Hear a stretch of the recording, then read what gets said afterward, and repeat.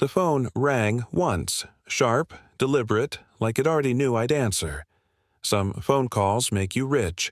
Others make you remember why you were poor. My name's Ethan Vale, 30 years old, financial analyst from Chicago.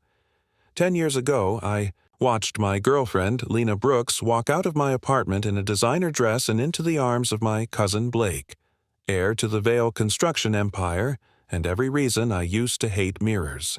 They married 6 months later. I wasn't invited, but humiliation has a way of delivering itself anyway.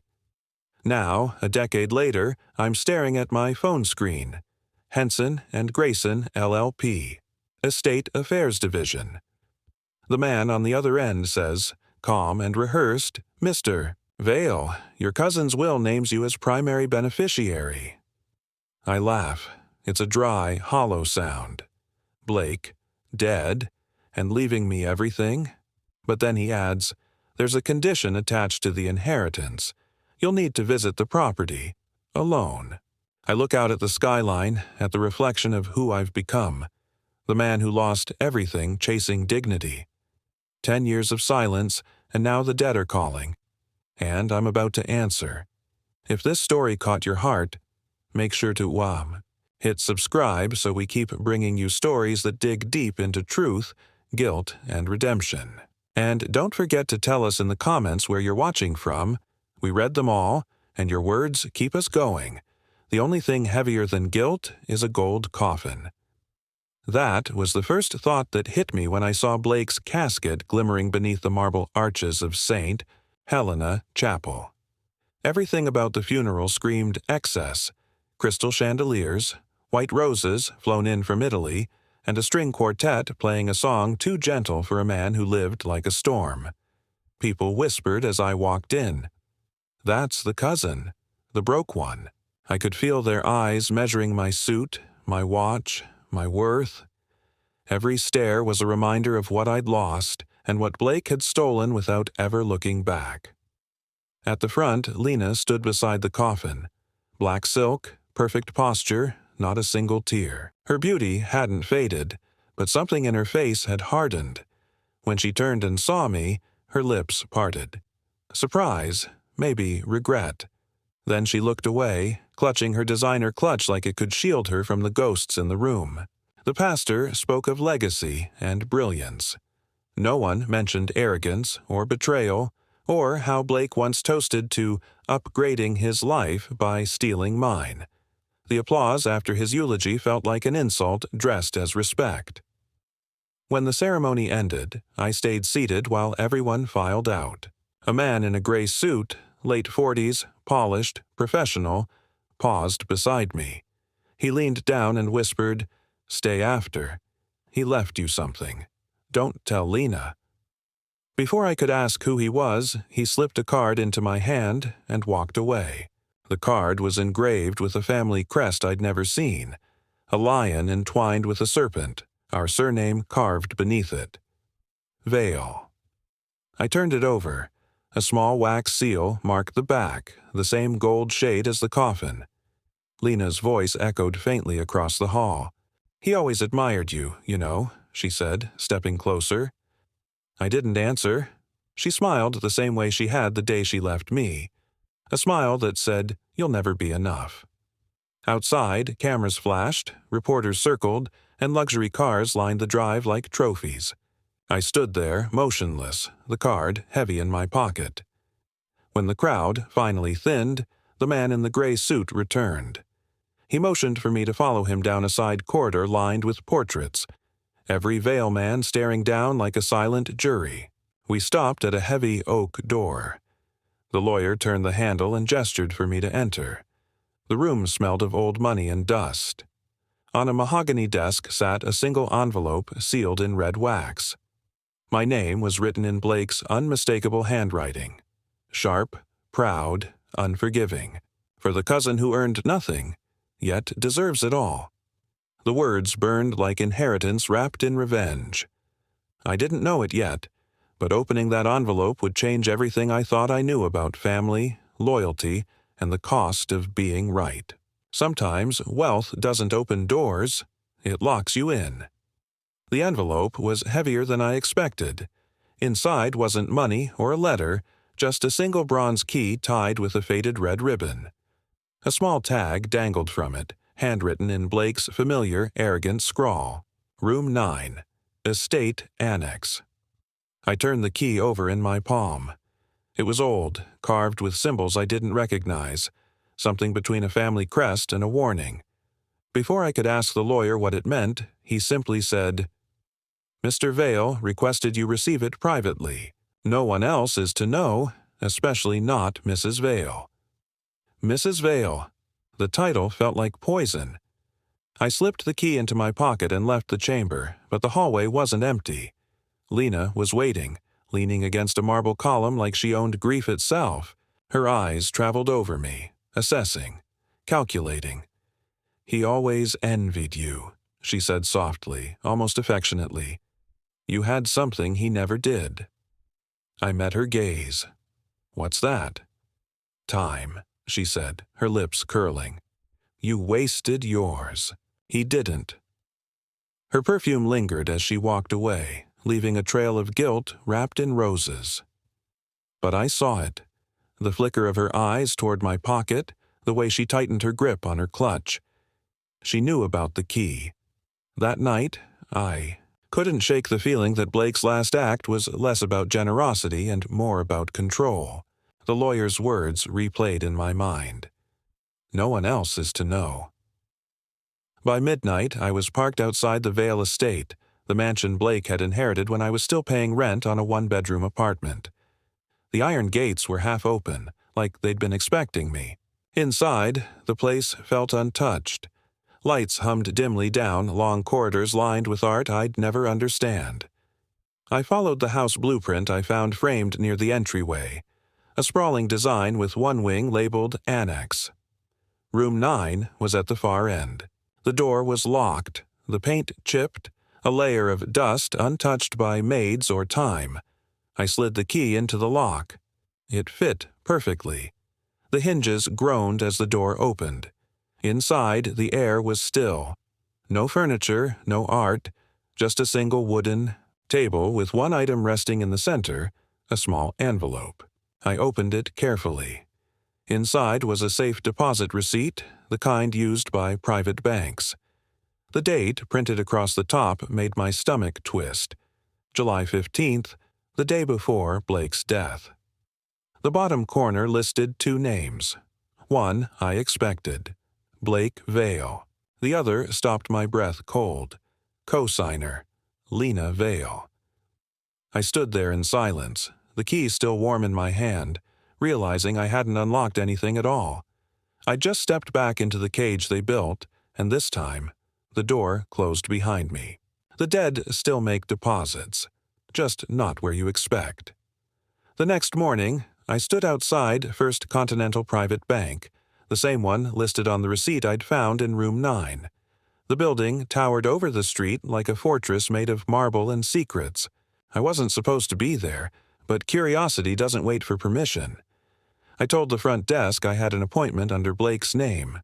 The clerk's smile faltered, her fingers freezing over the keyboard. She excused herself and returned. A few minutes later, with a man in a charcoal suit and too smooth composure. He introduced himself as Mr. Dennison, branch manager. His voice was polite, but his eyes said I was a problem he didn't want to solve. When I presented the safe deposit receipt, his expression changed completely. His throat tightened. "Mr. Vale," he said quietly, "this box has restricted access." I leaned closer. "So, open it." He hesitated, glancing at the paper again. The veins in his temple twitched. Finally, he whispered, "The co-signer already withdrew yesterday." My pulse skipped. Yesterday? Lena. I asked what she took. He wouldn't answer, just said the contents were confidential and that any release had been fully authorized. But when I pressed harder, his gaze darted to the security office behind him. He lowered his voice. There was a backup copy. Digital security footage. The bank archives everything for 72 hours. A few minutes later, he returned with a thin silver disc in an evidence sleeve. Across the label, written in thick black ink, were two words that made my stomach tighten: Vault 7A. I followed him to a private viewing room. The lights dimmed. The footage began. The first figure on screen was Blake, alive, calm, entering the vault alone. He signed in at 8:43 a.m., wearing the same watch he used to flaunt at family dinners. He carried a black briefcase, one I hadn't seen since before he married Lena. An hour passed. Then the timestamp jumped. The vault door opened again. This time, it wasn't Blake. It was Lena. She moved like she belonged there, confident, deliberate. She didn't take anything from the box. She put something inside. I leaned closer to the monitor. The camera angle caught the envelope clearly for a split second before she closed the lid. On it were two letters written in her hand. E.V. My initials. The image froze in my mind long after the screen flickered. Mr. Dennison swallowed hard. Do you want to copy the footage? Before I could answer, the video glitched. Static hissed across the screen, and then the image returned for one final haunting frame. Lena standing by the vault door, turning toward the camera. Her lips moved slowly, almost tenderly. Even without sound, I knew what she said. My name. Ethan. The screen went black. I sat there in the dark, the disc cooling in my hand, realizing I wasn't following Blake's trail anymore. I was walking straight into Lena's. Even the rich write secrets between the lines. Clara Henson, the estate lawyer, called me back to the firm the next day. Her voice over the phone was calm, but her tone carried something else. The kind of hesitation that meant she was about to hand me a truth too dangerous to keep. When I arrived, she didn't waste time with condolences or small talk. The blinds were drawn. The air smelled like ink and old paper, and the single folder on her desk looked older than both of us. She said there was another will. Not a revised copy, a hidden one. A personal testament Blake never registered with the court. She unlocked a small iron box, revealing an antique leather ledger, the kind bankers used a century ago. Inside its pages, folded between financial entries and property notes, was a handwritten addendum signed B. Vale. The ink had bled over time, but the words were still legible. I hereby acknowledge the redirection of corporate funds toward my silent partner, E.V., whose investment ensures the continued survival of the Vale legacy. I froze, my initials, but I had never been Blake's partner, and I'd never seen a dime of his fortune. I looked up at Clara. You're saying my cousin named me in financial transfers I never approved? She nodded slowly. You didn't just inherit his money, Mr. Vale. You inherited his trail. She slid the ledger closer, revealing a page with columns of numbers, each transaction marked with two signatures. One was Blake's, the other was mine. Except it wasn't. The penmanship was smooth, familiar, too familiar. I had seen it before, curved and deliberate, the way she used to sign her name on our Christmas cards. Lena. My pulse spiked. This isn't mine. Clara's eyes softened. We know. This was reported years ago but buried under a non-disclosure order. Someone forged your consent. Someone with access to both family and company accounts. I leaned back, my throat tight. Why would Blake forge me into his will? She hesitated, then said, He didn't. He trusted someone who did. The silence stretched, heavy with implication. Clara reached into the folder again and pulled out a printed photo. A zoomed-in image of the ledger's signature line. The pen pressure, the loops, the flourish at the end, identical to Lena's handwriting. She placed the photo in front of me. Whoever wrote this wanted you tied to his money long before he died. I stared at the signature, my heart pounding like it was trying to break free from a cage of memory. Lena's script glared up at me, elegant and cruel, signing my name to a crime I didn't commit. I didn't know what scared me more, that Blake had trusted her, or that maybe, even after everything, I still had too. Voices don't die. They just wait to be replayed. I hadn't planned to go back into Blake's study, but curiosity has a way of turning grief into obsession. The mansion felt different now. Hollow, colder, like wealth had forgotten how to pretend it was comfort. Every room smelled like dust and stale perfume, except one, his office. The door creaked open with a low groan. Everything was untouched. His desk, the leather chair turned slightly toward the window, even the glass of scotch still half full beside an open ledger. Time had stopped in here, but the truth hadn't. I ran my hand across the surface of the desk, brushing away a thin layer of dust. Something small rolled beneath my fingers. A cassette tape. Old, heavy, labeled in faded ink, July 14th. Private. The day before his supposed accident. Beside it, buried under a stack of receipts, was a miniature tape recorder. I clicked it on. Static filled the room, soft at first, then growing louder until a voice broke through. Blake's voice. He sounded tired, shaky, like a man who'd stopped trusting his own heartbeat. "If anything happens to me," his voice said, "she'll know why. She always knows." The recorder crackled again. Then another sound emerged, softer, faint, buried beneath the hiss. A woman's voice. Low, familiar. Lena.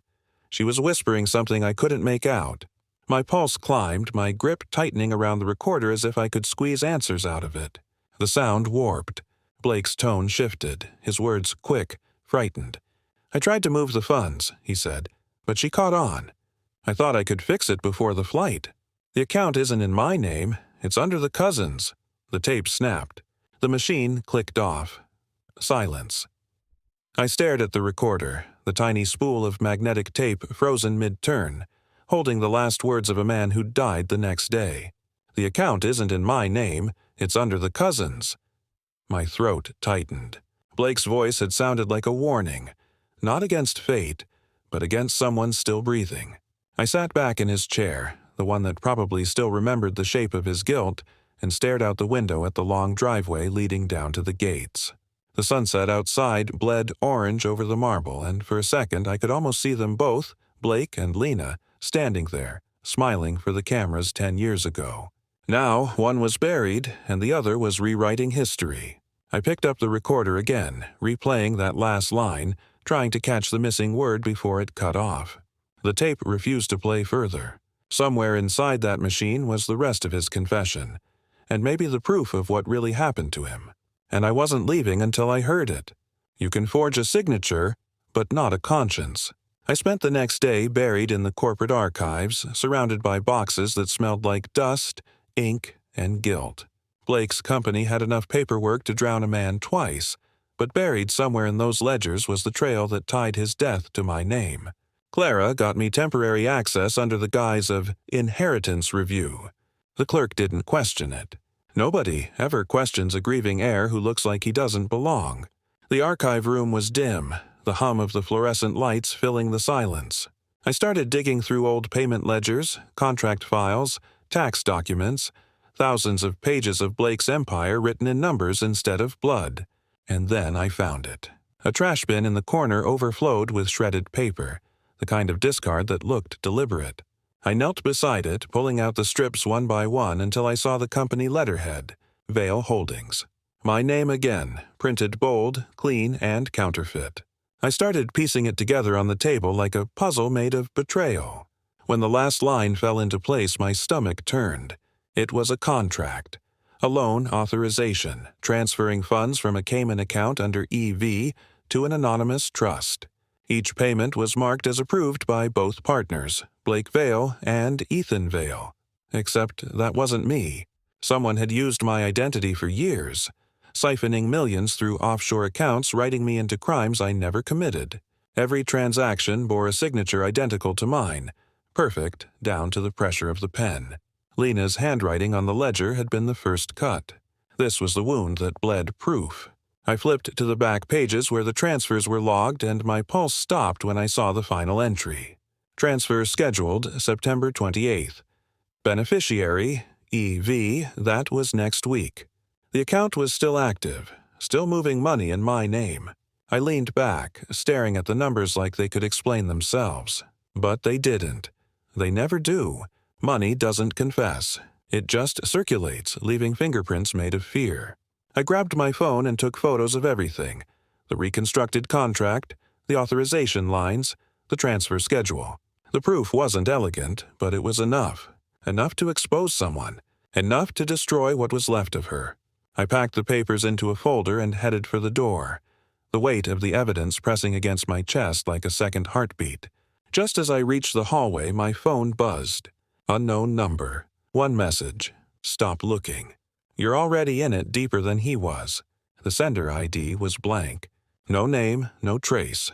But the timing wasn't coincidence. Whoever forged my life was still watching me live it. And if the next transfer went through, it wouldn't just clear their name, it would erase mine completely. Some people mentor success, others manufacture guilt. Harold Grayson's office hadn't changed in 20 years. The same walnut shelves lined with law books, the same brass clock that ticked like judgment, and the same framed newspaper photo of him shaking hands with Blake. My protégé, the headline read, the kind of pride that looked permanent. He didn't look surprised when I walked in, just tired, like he'd been expecting me. I dropped the reconstructed contract on his desk. The papers fanned out like a confession. You knew, I said. You had to. No one else could have approved this without seeing the accounts. Harold's jaw tightened, his eyes flicking toward the clock. The ticking filled the silence. You shouldn't have come here, Ethan. I already did, I said. And I'm not leaving until you tell me what Blake was covering up before he died. For a moment, he didn't speak. Then, with a slow exhale, he stood and crossed to the cabinet behind his desk. A small wall safe hidden behind a photo of him and Blake at a company gala. He pressed a code, the lock clicked, and he pulled out a thick folder sealed with wax. The label read, Corporate Ethics Investigation, Monroe Construction Holdings, Confidential. This, he said quietly, was Blake's real will. I frowned. What do you mean? He slid the file across the desk. Inside wasn't money or legal jargon. It was evidence, documents, transcripts, company memos, all leading to one conclusion. Blake had discovered someone was transferring company shares illegally, using my name as the ghost signature. He had traced it back to Lena. The last few pages were handwritten by Blake himself, notes from his final week alive. He wrote that he was planning to confront her after one last board meeting, but only after securing a private clause in his will, a clause labeled Final Protection Directive. I scanned the contents. What's the directive? Harold's expression darkened. Blake called it the kill clause. It was designed to activate if he died under suspicious circumstances. He tied it to the inheritance process. Anyone connected to the fraudulent transfers, anyone E, would be exposed once the clause was opened. My pulse quickened. So the reason I'm the beneficiary, he nodded, is because you're the detonator. The weight of it hit like a gut punch. Blake hadn't left me his fortune out of forgiveness. He'd left me his final move. I glanced at Harold. Why didn't you report this? He looked at me with something between regret and warning. Because I saw what happened to the last man who tried. Blake was supposed to meet him the night before his plane went down. I stared at the folder, every instinct screaming to open it. Harold's voice dropped to a whisper. If you open that clause, you inherit more than money, Ethan. You inherit enemies. The clock ticked louder.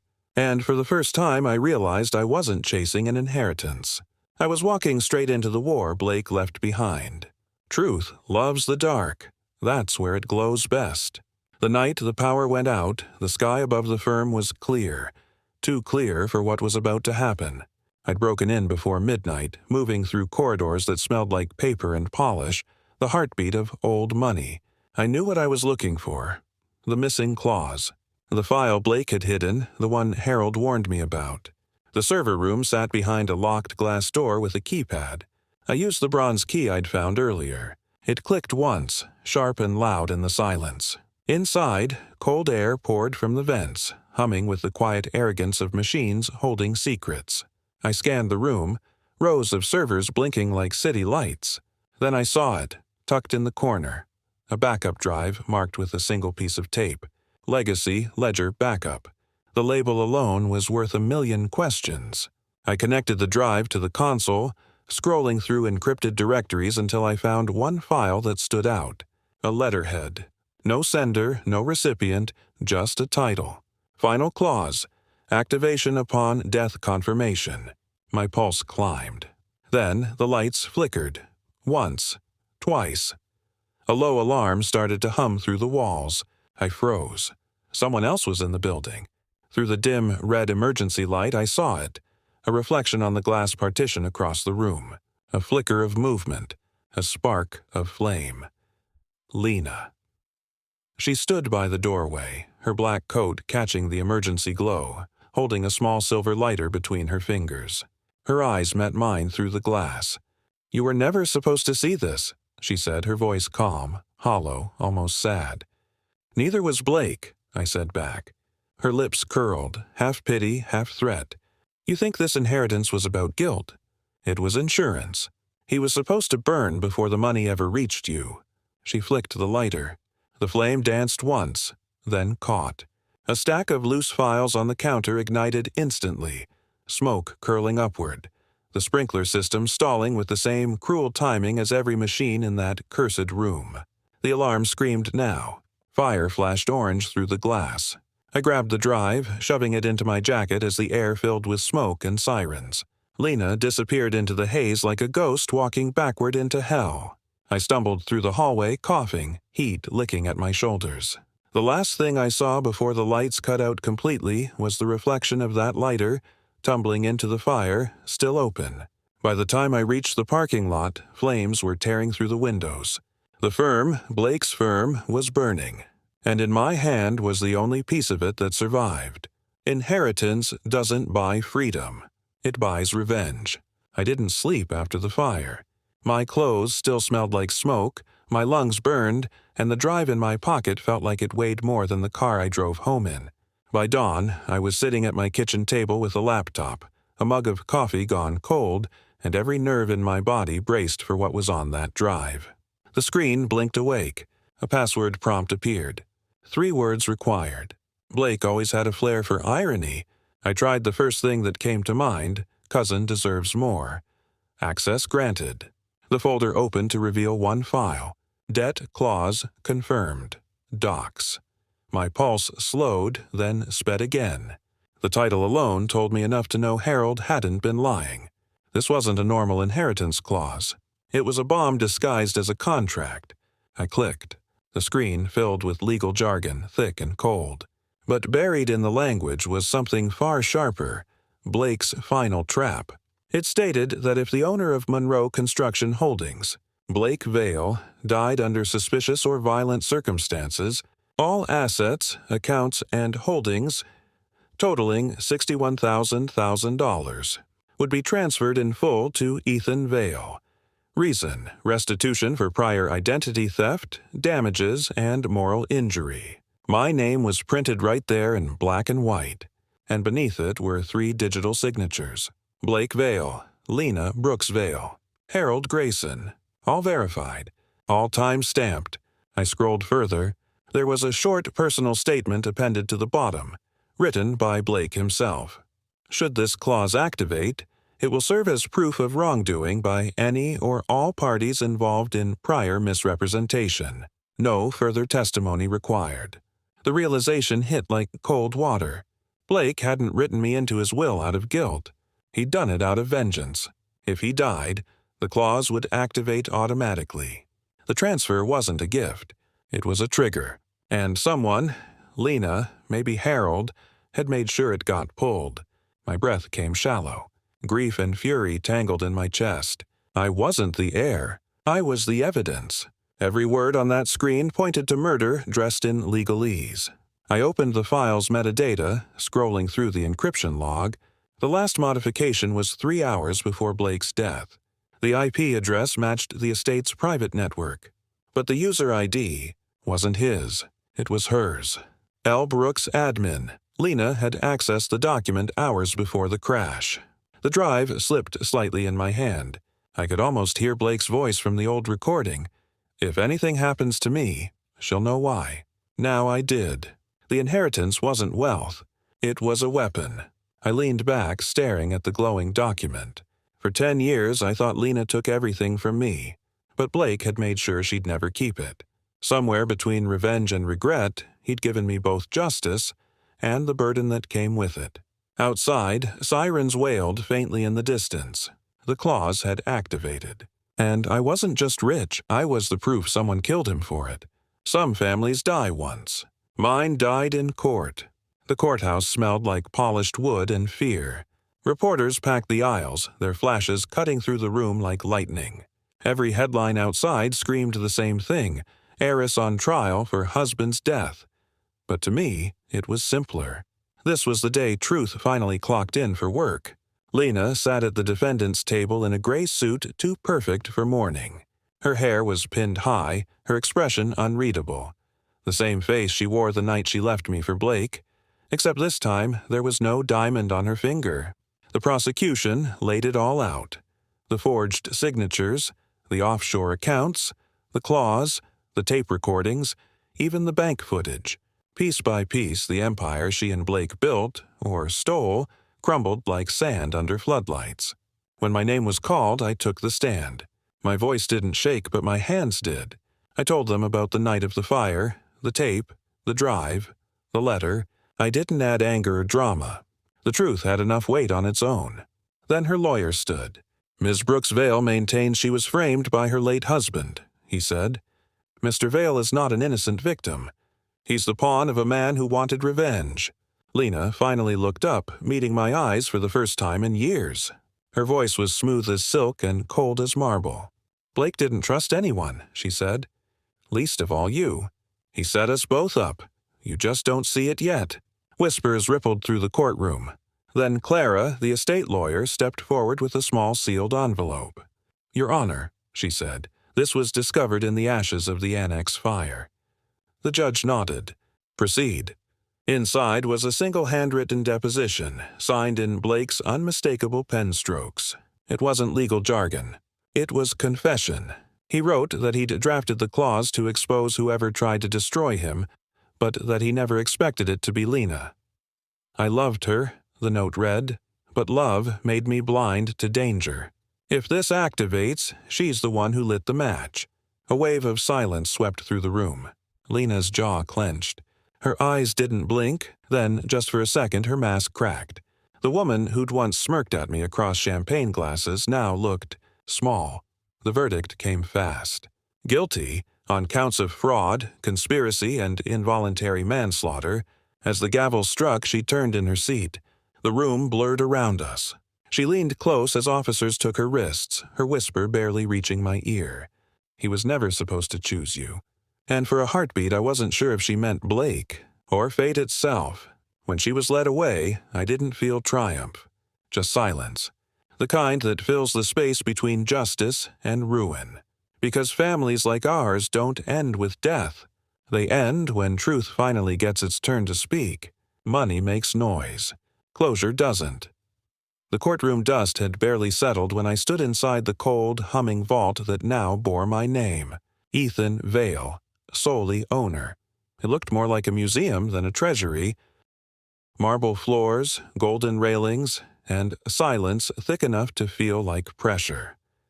The bank manager's voice echoed off the walls as he handed me the final document. Congratulations, Mr. Vale. All assets have officially transferred. Total valuation, $61.3 million. He smiled like he'd just sold me a house, not a ghost. Device Knucker 11. Signed bank letter confirming full transfer. The ink was still wet, my name bold across the top, the same name Blake had once laughed at when he called me the family's mistake. I folded the letter into my pocket and turned toward the last open safety compartment, Vault Section 9A. It wasn't filled with gold bars or bearer bonds, just a single black box. No label, no key. I opened it. Inside was a photo. Creased, faded, and somehow heavier than all the money in that room. Blake, Lena, and me. We couldn't have been older than 17. Blake had his arm around both of us, grinning with that effortless confidence he carried everywhere. Lena leaned on his shoulder, sunlight catching her hair.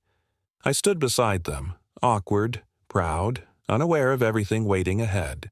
Across the bottom, in Blake's messy handwriting, were 3 words written in silver ink. Before the war. I didn't breathe for a moment. There was no malice in the photo, no tension, just youth, before ambition took root, before greed rewired love, before betrayal turned blood into evidence. For the first time since the funeral, I didn't feel anger, just the exhaustion that comes after surviving a storm you never wanted to fight. I traced the edges of the photograph with my thumb and smiled, not out of joy but out of pity for the boy in that picture, the one who thought loyalty would always be enough. Outside the vault, a banker's pen clicked twice, the sound of another signature, another transaction. I looked back at the vault's mirrored door and saw my reflection, older, lonelier, and richer than I'd ever imagined. I set the photo back inside the box, closed the lid, then I shut the vault door. Slowly, quietly. It sealed with a hiss, locking away everything that once defined me. The rivalry, the inheritance, the ghosts. I didn't need to keep the past. I just needed to stop carrying it. As I walked through the marble hallway toward daylight, I could almost hear Blake's voice again, smug, teasing, alive. "Guess you finally won, cousin." Maybe I did, but walking out of that bank, all I felt was the kind of peace money couldn't buy, the silence of closure. Justice doesn't always feel like victory. A year had passed since the trial. The tabloids had moved on, the company had stabilized, and the fortune, that cursed golden weight, sat quietly in an account under my name. $61 million. Enough to buy anything except the one thing it ruined: peace. I could have walked away, disappeared into the kind of comfort people dream about, but every dollar in that account was soaked in the echoes of what it cost: Blake's arrogance, Lena's ambition, my own anger. It wasn't money, it was memory turned liquid. So I did the only thing that made sense.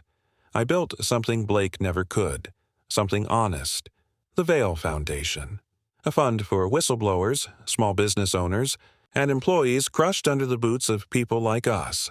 People who thought money was armor and manipulation was management. Every case we took on became another form of redemption, not for Blake or Lena, but for the boy in that old photograph.